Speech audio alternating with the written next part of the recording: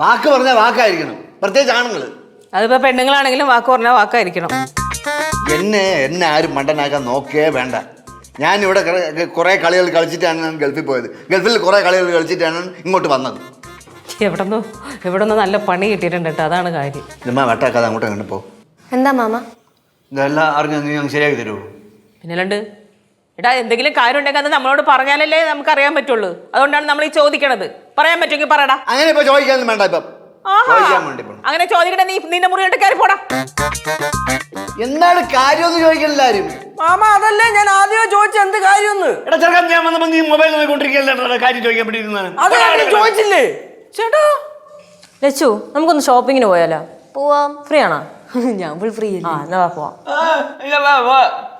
ഇവിടെ മനുഷ്യൻ തീരെ ചവിട്ടിങ്ങനെ അവള് കോപ്പിങ്ങിന് പോകാൻ പോണം. ലേറ്റായി കുഴപ്പമില്ലല്ലോ. എന്ത് കുഴപ്പമുണ്ടാമേ? എനിക്ക് കുഴപ്പമൊന്നുമില്ല. എടാ നീ പറഞ്ഞെങ്കിൽ വാ, നമുക്ക് പോവാം. എന്നാ ഞാനും വരാം ബാബുവാ. ഇവര് പോണ കാര്യം പറഞ്ഞായിരുന്നാ? എന്നോട് പറഞ്ഞിട്ടില്ല, ഇനി ഇറങ്ങുമ്പോ പറയായിരിക്കും. പോവാം. എവിടെ പോകുന്നു? അഹങ്കാരം കണ്ടാ? അവര് വലിയ കുട്ടികളല്ലേ, അവര് എവിടെയെങ്കിലും പോണെങ്കിൽ നമ്മളോട് പറയേണ്ട ആവശ്യമൊന്നുമില്ലല്ലോ. പോയിട്ട് മര്യാദക്ക് വന്നാ പോരെ. അഹങ്കാരോ? ആർക്ക് അഹങ്കാരം എന്ന് പറയണ ശ്രീ? പറ ശ്രീ, ആർക്ക് അഹങ്കാരം ഒന്ന്? എന്തെങ്കിലും ചോദിച്ചൊന്നും പറയൂല, കൊടുത്ത് ഷോ കാണിച്ചോളൂ. എന്റെ സ്വഭാവം മാറിയുണ്ടല്ലോ.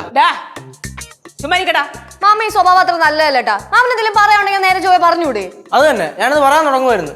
പൊന്നു മാമ, പണ്ടൊക്കെ മാമന്റെ സ്വഭാവത്തിന് സ്റ്റാൻഡേർഡ് ഉണ്ടായിരുന്നു. ഇപ്പൊ ഒരുമാതിരി ഞാൻ പറയല്ല, പറഞ്ഞാൽ കൂടിപ്പോയി. പറഞ്ഞാ കൂടട്ടാ, കൂടട്ടെ. കേശു, മാമ സത്യമായിട്ട് അറിഞ്ഞോണ്ടല്ല. മാമ സോറി മാമ, ഞാനേ ഈ മാമ പെട്ടെന്ന് മാമ സത്യമായിട്ട് പേടിച്ചു. മാമ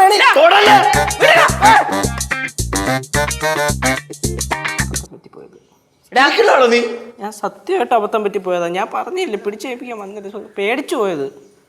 മനപ്പുറം തള്ളിയിട്ടല്ലോ നീ. ഞാൻ എന്തിനു മനപ്പുറം തള്ളിയിടുന്നേ?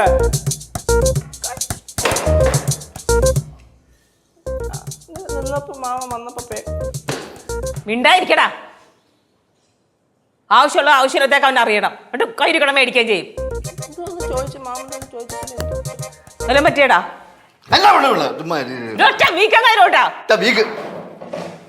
പിന്നെ തലക്കെന്തോ ഓളമാണ്, വേറെ പണിയൊന്നുമില്ലേ. ഓ എന്തെങ്കിലും കാണിക്കും. അല്ല അമ്മായി, ഞാനേ